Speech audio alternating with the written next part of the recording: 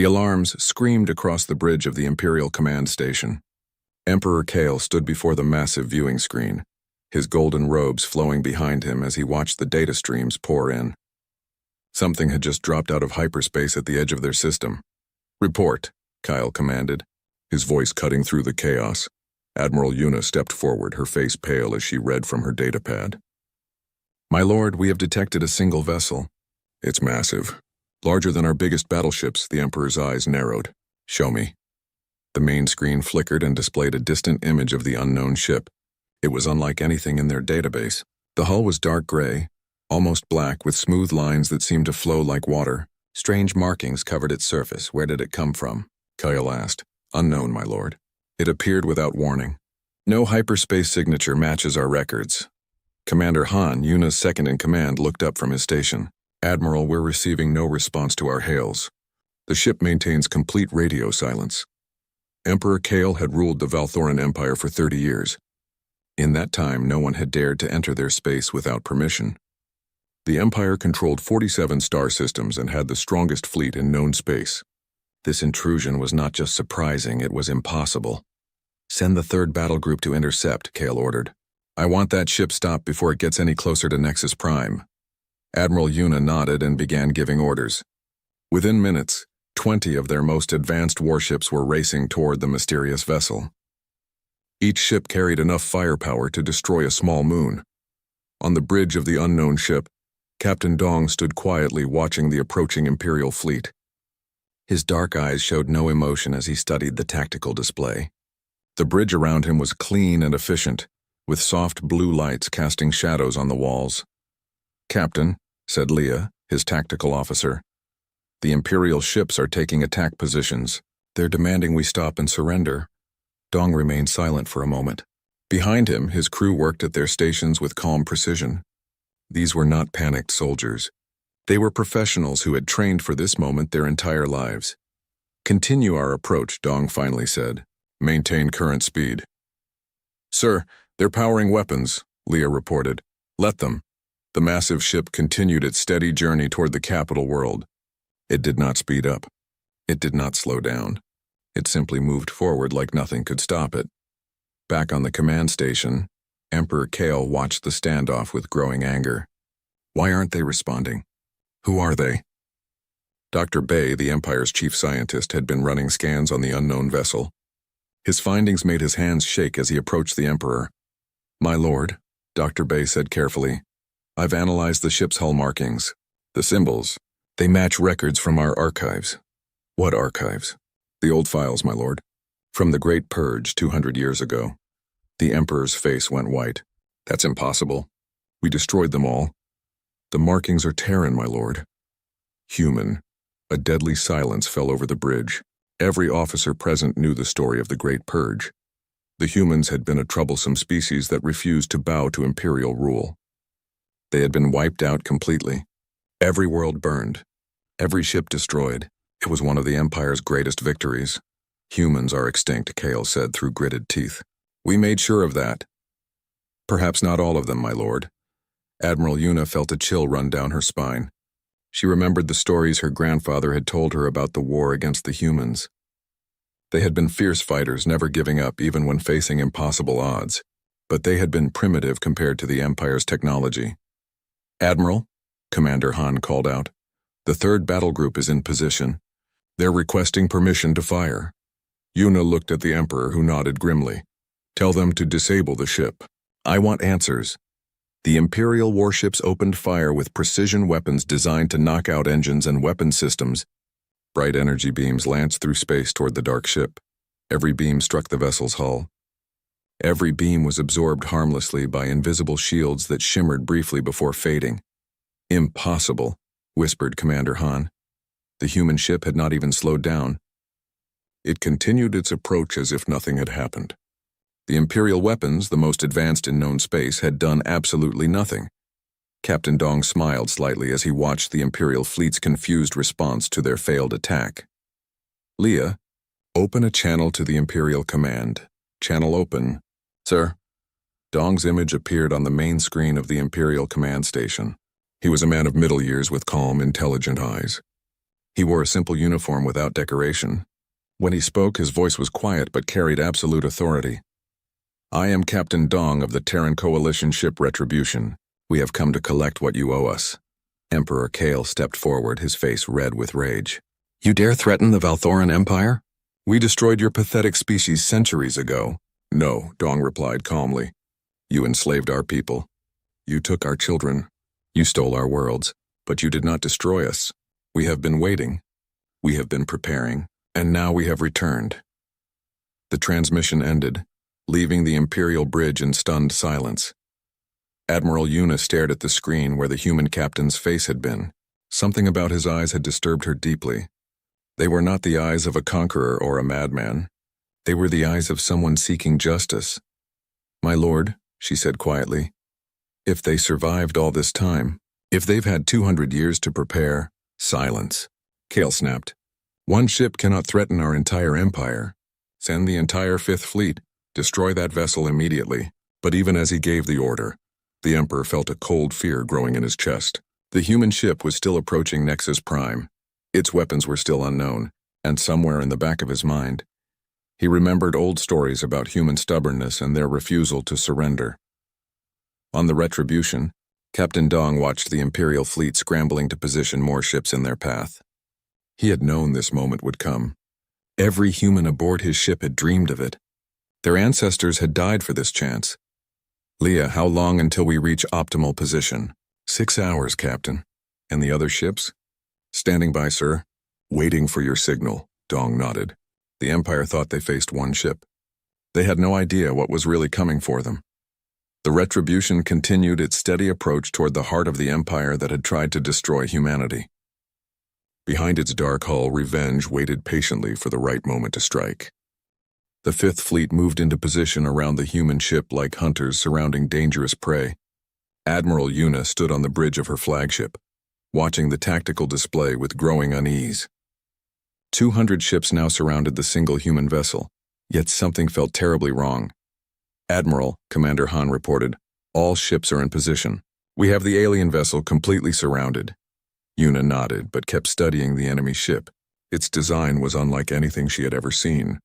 The hull seemed to absorb light rather than reflect it.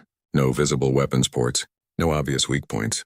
It was as if the ship had been designed by minds that thought completely differently from their own. Scan results? She asked. That's the problem, Admiral. Our scanners can barely penetrate their hull. Whatever material they're using, it's not in our database. The ship appears to be roughly 3 kilometers long, but we can't determine crew size or internal layout. 3 kilometers. That made it larger than their biggest dreadnoughts, yet it moved through space with a grace that defied its massive size. Emperor Kale's voice crackled over the communication system. Admiral Yuna, you have permission to destroy that ship. Use whatever force necessary. Yuna hesitated. Something about the human captain's words bothered her. We have come to collect what you owe us. What could that mean? Sir, she said into her communicator, perhaps we should attempt communication first. Learn what they want.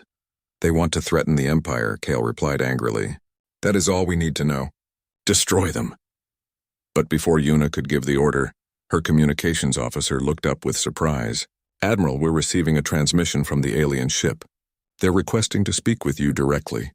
Put it through. Captain Dong's face appeared on the main screen. His calm expression had not changed, despite being surrounded by an entire fleet. Admiral Yuna, he said, I believe we should talk. You are in no position to make demands, human, Yuna replied, though something in his tone made her curious rather than angry. I am not making demands. I am offering you truth. Your empire has built itself on lies. Would you like to know what really happened during your Great Purge? Yuna glanced around her bridge. Every officer was listening intently.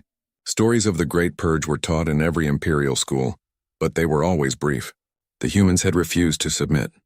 They had been destroyed. End of story. Speak, Yuna said. Dong's image was replaced by a data stream. Names began scrolling across the screen. Thousands of them, then tens of thousands. All human names with dates and locations. These are the records of humans taken during your Great Purge, Dong explained. Not killed, taken, children separated from parents, adults forced into labor camps, entire families shipped to work in your mines and factories. Commander Han stepped closer to the screen. These could be fabricated. Check your own archives, Dong replied. Search for Classification 7 files from that period. Your empire kept careful records of its slave labor. Admiral Yuna felt her stomach turn. Classification 7 files were the highest level of Imperial secrets. She had never seen any, but she knew they existed. Even if this is true, she said carefully, that was 200 years ago. What do you want now? Justice. Return of our people. Recognition of our suffering. And reparations for what was stolen from us. Impossible. The Empire will never... The Empire will listen, Dong interrupted, his voice growing hard for the first time. Because you have no choice. Yuna was about to respond when her sensor officer called out in alarm. Admiral, we're detecting power fluctuations throughout their ship. Energy readings are off our scale. On the screen, Captain Dong smiled slightly. Admiral, your ships are brave, but they are also very fragile. I suggest you pull them back to a safe distance. Are you threatening us? I am offering you a demonstration. Before Yuna could respond, the human ship began to glow. A soft blue light spread across its hull, growing brighter by the second. Every Imperial sensor array screamed warnings as energy readings climbed beyond anything they had ever recorded. All ships pull back, Yuna ordered. Emergency retreat! The Imperial fleet scattered as the human ship's glow reached blinding intensity. Then, suddenly the light focused into a single beam that lanced out toward the system's edge. The target was a small, dead moon that orbited the outermost planet. The beam struck the moon and held steady for exactly 3 seconds. When the light faded, the moon was gone. Not destroyed, completely disintegrated. Where a celestial body had existed for millions of years, there was now only empty space and scattered dust. The silence on Admiral Yuna's bridge was complete. Every officer stared at their instruments, unable to believe what they had just witnessed. Impossible, whispered Commander Han. The energy required for that, it would take our entire fleet working together for hours. And they did it in 3 seconds, Yuna said quietly. Captain Dong reappeared on the screen. His ship had returned to its normal dark appearance, but everyone now knew what power lay hidden beneath that innocent-looking hull. That was a moon roughly the size of your capital city, Dong said conversationally. I wanted you to understand what we could do to Nexus Prime if we chose to. Emperor Kale's voice exploded over the communication system. Admiral, why did you not attack? Destroy that ship immediately. Yuna looked at the empty space where the moon had been, then back at the human ship. My lord, I respectfully suggest we hear what they have to say. Coward, I am relieving you of command. General Tay will take over the fleet. Yuna closed her eyes. General Tay was a good soldier, but he thought only in terms of overwhelming force. He would order a full attack and thousands of Imperial sailors would die uselessly. Admiral, Commander Han said quietly. What are your orders? She looked around her bridge at the officers who had served with her for years.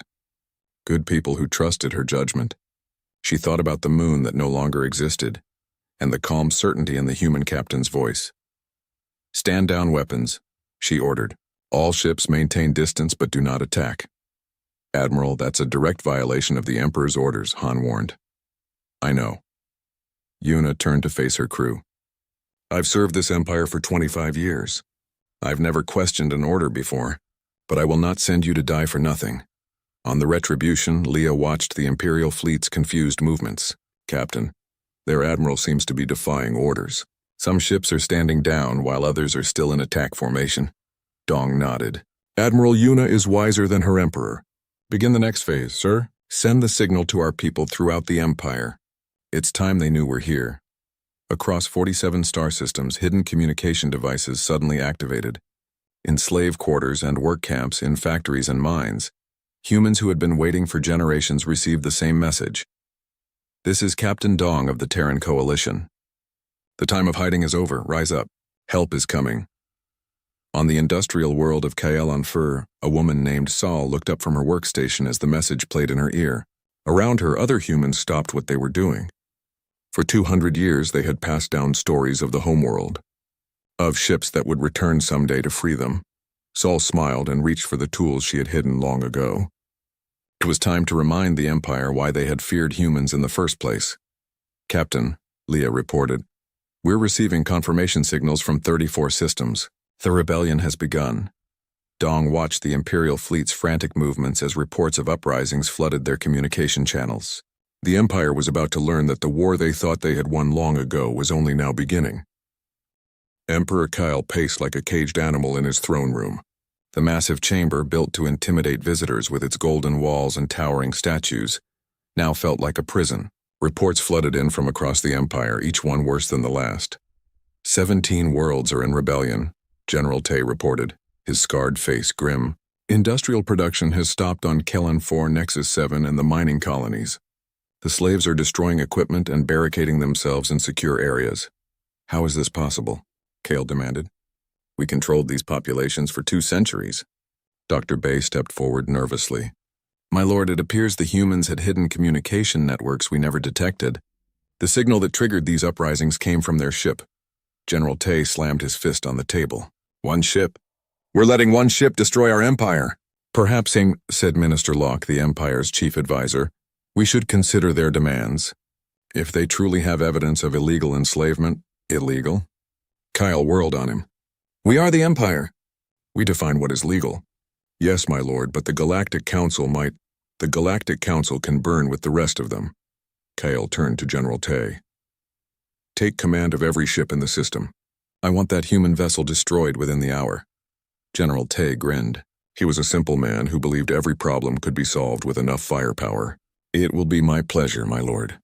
As the general rushed away to take command, Dr. Bay approached the Emperor with a datapad. My lord, I've been studying the weapon they used to destroy the moon. The energy signature is unlike anything in our science, meaning their technology is far beyond ours, perhaps centuries ahead. If they've had 200 years to develop in secret, Kyle grabbed the scientist by his robes. Are you saying we cannot defeat them? I'm saying we don't understand what we're facing. Meanwhile, on the bridge of the Retribution, Captain Dong watched the Imperial fleet reorganizing under General Tay's command. The Admiral's ship had been pushed aside, and now a massive battleship was taking position at the center of the formation. Captain, Leah reported, the new Imperial commander is General Tay. He's ordering all ships to attack position. What do we know about him? Brutal but effective. He led the suppression of the Altair Rebellion 15 years ago. No prisoners were taken. Dong's expression hardened. Then he's exactly the kind of leader this empire deserves. The Imperial fleet now numbered over 300 ships. Every vessel the Empire could gather was moving into attack formation around the lone human dreadnought. It should have been overwhelming force against impossible odds. Sir, asked Leah, should we contact the fleet? Let them know we're not alone. Not yet. Let them make the first move. On Kellan 4, Sewell crouched behind an overturned mining cart as Imperial guards fired energy weapons down the corridor. Around her, dozens of human workers had barricaded themselves in the main processing facility. Saul, called out Min, a young man who worked in the ore refineries. The guards are calling for reinforcements. We can't hold them off much longer. Saul checked her improvised weapon, a mining laser rigged to overload and explode. We don't need to hold them off. We just need to destroy the processing equipment. She had been planning this moment her entire life.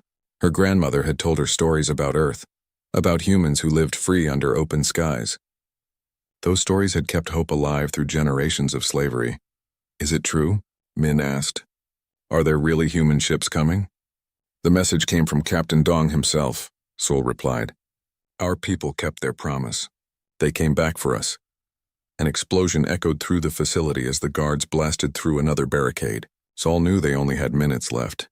Min, take the others and secure the main reactor. If we're going down, we're taking this whole facility with us. Back in space, General Tay stood on the bridge of his flagship, the Destroyer, and studied the tactical display. The human ship sat in the center of his formation like a trapped animal. All ships report ready, his aide announced. Target their engines first, Tay ordered. I want them crippled, not destroyed.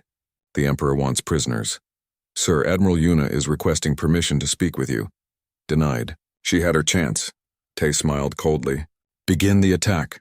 300 Imperial warships opened fire simultaneously. The space around the Retribution lit up like a miniature star as thousands of energy beams converged on the human vessel. For a moment, the human ship disappeared entirely behind the brilliant light of the attack. General Tay watched with satisfaction as his fleet poured enough firepower to level a continent into their target. Cease fire, he commanded after 30 seconds. The weapons fell silent, and the light faded. General Tay expected to see debris, maybe a crippled Hulk-leaking atmosphere. Instead, the Retribution hung in space exactly as before. Its dark hull showed no damage, no scorch marks, no signs that it had been attacked at all. Impossible, whispered Tay's aide. Sensors, Tay barked. Damage report. No damage detected, sir. Their shields absorbed everything. General Tay felt something cold settle in his stomach. His entire fleet had just fired everything they had at one ship, and they might as well have been throwing rocks at a mountain. On the Retribution, Captain Dong had not even moved during the attack. The ship's shields had handled the Imperial firepower so easily that the bridge crew barely noticed. Shall we return fire, Captain? Leah asked. No, but I think it's time they understood what they're really facing. Dong touched a control on his command chair. Throughout the ship, systems that had been hidden began to activate. The Retribution had not come alone to this system. It had simply arrived first. Around the Imperial fleet, space began to shimmer. One by one, human ships materialized out of nothing. They had been there all along, hidden by cloaking technology the Empire couldn't even detect. First 10 ships appeared, then 20, then 50. Within minutes, over 100 human vessels surrounded the Imperial fleet. Each one was as advanced as the Retribution, bristling with weapons the Empire had never seen. General Tay stared at his tactical display in horror. His fleet was now outnumbered and outgunned by an enemy with technology far beyond their understanding. Sir, his communications officer said shakily, we're receiving a transmission from the human ship. Captain Dong's face appeared on the main screen. His calm expression had not changed, but his eyes now held the promise of judgment. General Tay, Dong said quietly, you have one chance to surrender. Order your ships to stand down and we will show mercy. Never, Tay snarled. The Valtheran Empire does not surrender to anyone. Then you have chosen poorly. The transmission ended. Around the Imperial fleet, the human ships began to move into attack formation. Their weapons powered up with the same blue glow that had destroyed the moon. On Kellan IV, Sewell heard the guards breaking through the final barricade. She closed her eyes and thought about the stars her grandmother had described. Soon she would see them herself, but instead of weapons fire, she heard something else, the sound of the guards screaming in fear. Their voices faded as they ran away. Sol, Min called out excitedly. Look outside. Sol ran to the window and looked up at the sky. High above the planet, lights were moving among the stars. Ships were fighting, and for the first time in her life, the humans were winning. They came, she whispered. They really came. In space above, the liberation of humanity had begun. The first human ship to fire was the TCS Vengeance, commanded by Jin. Her target was General Tay's flagship, the massive dreadnought that had led the attack on the Retribution.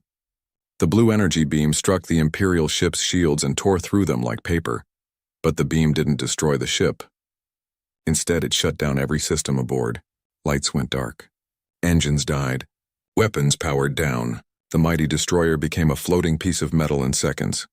Precise targeting, Captain Dong said approvingly as he watched the battle unfold. Disable, don't destroy. We're not here for revenge, we're here for justice. Across the battlefield, the human fleet moved with deadly efficiency. Each ship targeted Imperial vessels with surgical precision. Engines were disabled. Weapon systems were fried. Life support was left untouched. The message was clear: surrender and live. Fight and be left helpless in space. General Tay found himself trapped on a dead ship, emergency lighting casting eerie shadows across his bridge. His proud fleet was being systematically dismantled by an enemy that could have destroyed them all in minutes. Sir, his aide whispered, they're demanding our surrender. Tay's face was red with rage and humiliation. Signal the reserves. Call in every ship from every system. I don't care if it leaves our borders defenseless. But even as he gave the order, Tay knew it was hopeless. The humans had technology that made the Empire's best weapons look like children's toys. How had they advanced so far in just 2 centuries? On the planet below, Sewell and her fellow rebels watched the battle through the facility's communication center. Imperial news broadcasts were in chaos as reporters struggled to understand what was happening. This is incredible, Min said, staring at the tactical display. Look how they move. Like they're dancing instead of fighting, Sewell nodded. The human ships flowed through space with a grace she had never seen in Imperial vessels. They seemed to anticipate each attack before it happened. "Attention all humans on Kalanfur," a voice suddenly spoke from the communication system. "This is Commander May of the TCS Liberation. Imperial forces on your world are surrendering. You are now under the protection of the Terran Coalition." Sol felt tears running down her face. Free. After 25 years of slavery, she was finally free. "What happens now?" Min asked. "Now we help our rescuers," Sol replied. "There are still millions of our people scattered across the Empire. The work isn't finished." In the Imperial Palace on Nexus Prime, Emperor Kale watched his empire crumble in real time. Reports flooded in from every corner of his territory. Human uprisings were spreading like wildfire. His fleets were being defeated wherever they encountered the mysterious human ships. "My lord," Minister Locke said carefully, "perhaps it's time to consider negotiations." "Negotiations?" Kale laughed bitterly. "What do we have to negotiate with? They've demonstrated they can destroy us whenever they choose." Dr. Bay stepped forward with another report. "My lord, I've been studying their battle tactics. They're not trying to conquer us. Every attack has been precisely calculated to disable rather than destroy, meaning they could have wiped out our entire fleet in minutes. Instead, they're giving us chances to surrender. They want something other than our destruction." General Tay's voice crackled over the communication system from his disabled ship. "My lord, I'm requesting permission to activate the planet killer weapons." Kale's blood ran cold. The planet killer devices were the Empire's most terrible secret. Weapons that could crack a world's core and destroy an entire planet. They had only been used once during the rebellion on Altair Prime. "Absolutely not," Kale replied. "Those weapons are forbidden except in the most extreme circumstances." "My lord, with respect, what could be more extreme than this?" Kale looked around his throne room at the advisors and guards who had served him faithfully for decades. He saw fear in their eyes, but also a question. What kind of leader destroys planets rather than admit defeat? "No," he said firmly. "We will not become monsters to save our pride." On the Retribution, Captain Dong received reports from across the Empire. The liberation was proceeding faster than they had dared hope. Imperial forces were surrendering rather than face destruction. Millions of human slaves were being freed every hour. "Captain," Leah reported, "we're receiving a communication from the Imperial Palace. Emperor Kale is requesting a ceasefire. Put him through." The Emperor's image appeared on the main screen. He looked older than his years, his golden robes wrinkled and his face drawn with exhaustion. "Captain Dong," Kyle said, "I request a temporary ceasefire so we can discuss terms." "The terms are simple," Dong replied. "Release all human slaves immediately. Provide transportation to any who wish to leave Imperial space. Pay reparations for 2 centuries of forced labor. And submit to Galactic Tribunal for crimes against sentient beings." "Impossible. The Empire cannot—" "The Empire is finished," Dong interrupted. "You can accept this with dignity, or you can watch as we take apart your civilization piece by piece. Either way, our people will be free." Kale closed his eyes. "You want us to destroy ourselves?" "No, we want you to become better than you are." Admiral Yuna's voice suddenly broke into the conversation. "Captain Dong, this is Admiral Yuna. I'm speaking without authorization, but I have a proposal." Both men looked surprised as the Admiral's image joined the conversation from her disabled flagship. "I will serve as an intermediary," Yuna continued. "I have access to Imperial records that prove the enslavement of your people. I also have the respect of many Imperial officers who might listen to reason." "Why would you help us?" Dong asked. "Because I've seen what we did to your people. I've read the classified files. What my Empire did was wrong, and it's time to make it right." Emperor Kale stared at his admiral in shock. "Yuna, you're committing treason." "No, my lord. I'm trying to save what's left of our honor." Captain Dong studied the admiral's face for a long moment. He saw sincerity there and shame and a desperate hope for redemption. "Very well," he said finally. "Admiral Yuna, you will help coordinate the release of our people. In return, we will allow Imperial forces to withdraw peacefully from liberated worlds." "And after?" Yuna asked. "After we rebuild both our civilizations." On Kaelon 4, Sol stood on the landing platform as the first human transport ships arrived. They were beautiful vessels, sleek and gleaming white. Nothing like the dark warships that had defeated the Imperial fleet. "Sol," called Dr. May as she stepped off the lead transport. "I've heard about your leadership here. We need people like you to help coordinate the evacuation." "Evacuation?" Saul asked. Are we leaving? Only those who want to. Some humans may choose to stay and help rebuild these worlds into something better. Others will want to return to human space and see the stars our ancestors dreamed of. Saul looked up at the sky where human ships moved like guardian angels between the stars. For the first time in her life, she had a choice about her future. What's it like? She asked. Human space? Dr. May smiled. Free, we'll show you if you want to see. Saul nodded.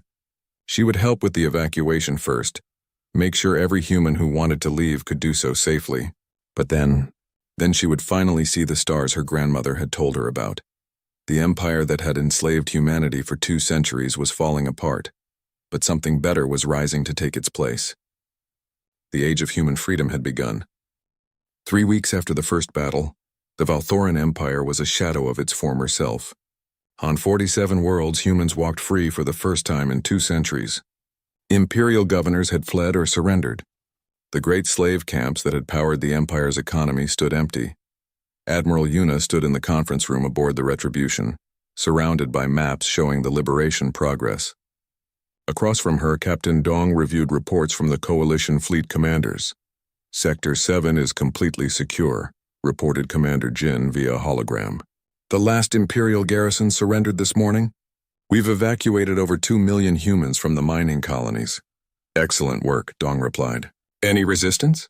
Minimal. Most Imperial forces are more interested in getting home alive than fighting a war they can't win.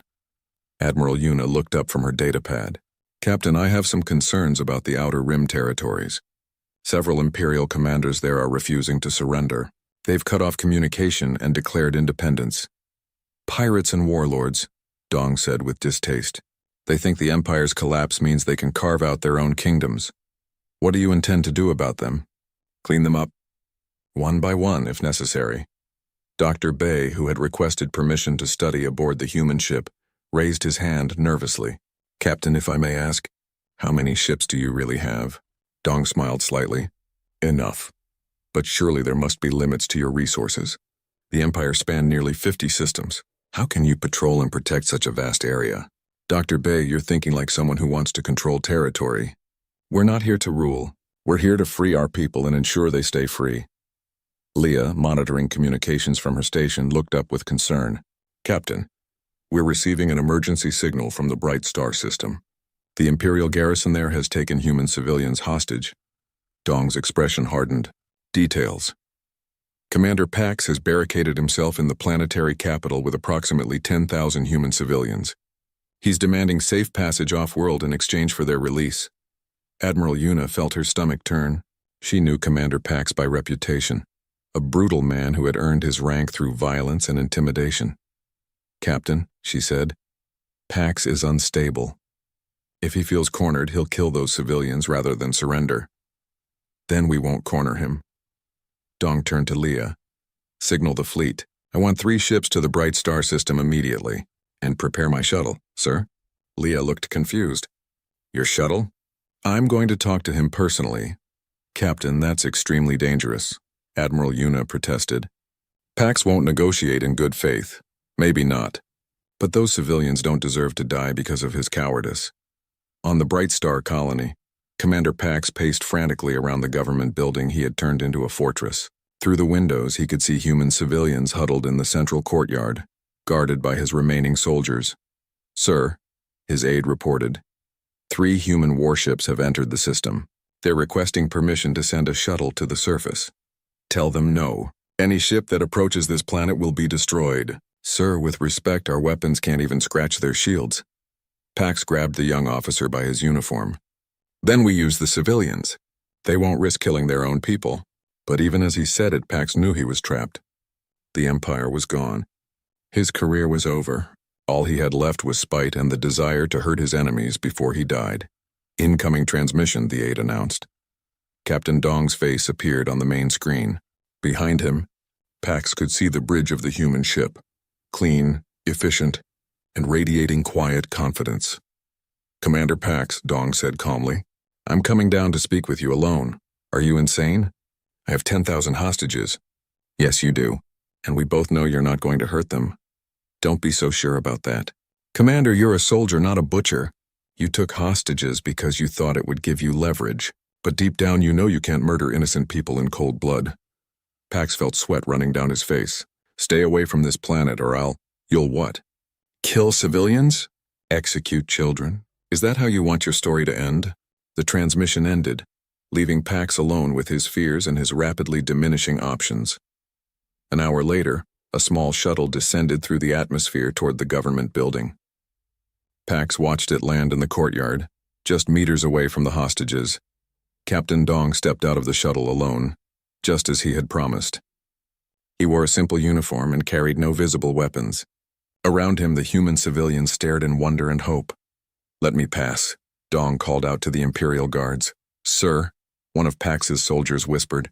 "Should we arrest him?" Pax studied the human captain through his binoculars. There was something about Dong's calm confidence that made the commander's hands shake. This was not a man who could be intimidated or bargained with. "Let him through," Pax ordered reluctantly. Dong walked through the courtyard, stopping to speak quietly with some of the civilians. A little girl tugged on his sleeve, and he knelt down to listen to what she had to say. When he stood up, he was smiling. "She wanted to know if you're really going to take us home," Sol translated. She had arrived on Bright Star the day before to help coordinate evacuations. "Tell her yes," Dong replied. "We're all going home." Inside the building, Commander Pax waited in his office with a dozen armed guards. When Dong entered, the Imperial soldiers tensed, but the human captain seemed completely relaxed. "Commander Pax," Dong said pleasantly, "thank you for agreeing to meet." "I didn't agree to anything. You forced your way here. Actually, you let me through, which tells me you want to resolve this peacefully." Pax laughed bitterly. "Peacefully? Your people destroyed my empire, my career, my entire life." "No," Dong said quietly. "Your empire did that to itself. We just helped it along. What do you want?" "I want you to release the civilians and surrender your remaining forces. In exchange, I'll guarantee safe passage to any Imperial world that will accept you." "And if I refuse?" Dong's expression didn't change, but something in his eyes made Pax step backward. "Then we'll wait. And while we wait, your soldiers will start to wonder why they're following a man who holds children hostage. Eventually, they'll make their own decision about what kind of people they want to be." Pax looked around at his guards. Several of them were already looking uncomfortable. They had signed up to be soldiers, not kidnappers. "Think about it," Dong continued. "In a few hours, this will all be over. Those civilians will be free. Your soldiers will either be prisoners or refugees. The only question is whether you'll be remembered as someone who chose honor in the end, or someone who threatened children because he was afraid." Commander Pax closed his eyes. Outside, he could hear the voices of the hostages, humans talking quietly among themselves, parents comforting their children, people who had survived 2 centuries of slavery and now dared to hope for freedom. When he opened his eyes again, Captain Dong was still watching him with that same calm, patient expression. "If I surrender," Pax asked quietly, "what happens to my men? Those who want to return to Imperial space can do so. Those who want to start over somewhere else will be given that chance. And me? You'll face trial for your actions during the war. But you'll be treated fairly." Pax looked out the window at the civilians in the courtyard. Many of them were looking up at the building, fear and hope warring in their faces. "Damn you," he whispered. "Commander?" Pax turned to his aide. "Signal all units. We're standing down." The last act of resistance in the Bright Star system ended not with violence, but with a broken man finally finding his conscience. As Imperial soldiers laid down their weapons and the hostages walked free, Captain Dong stood in the courtyard and watched families reunite. "Sir," Sol approached him, "there's something you should know. The little girl you spoke to earlier, her name is Lee. She was born in the slave camps, but her grandmother told her stories about Earth. She wants to become a starship captain like you." Dong smiled and looked around at the celebrating humans. "Then we'd better make sure she has stars to explore." The liberation of the Valthoran Empire was nearly complete. But the real work, building a better future, was just beginning.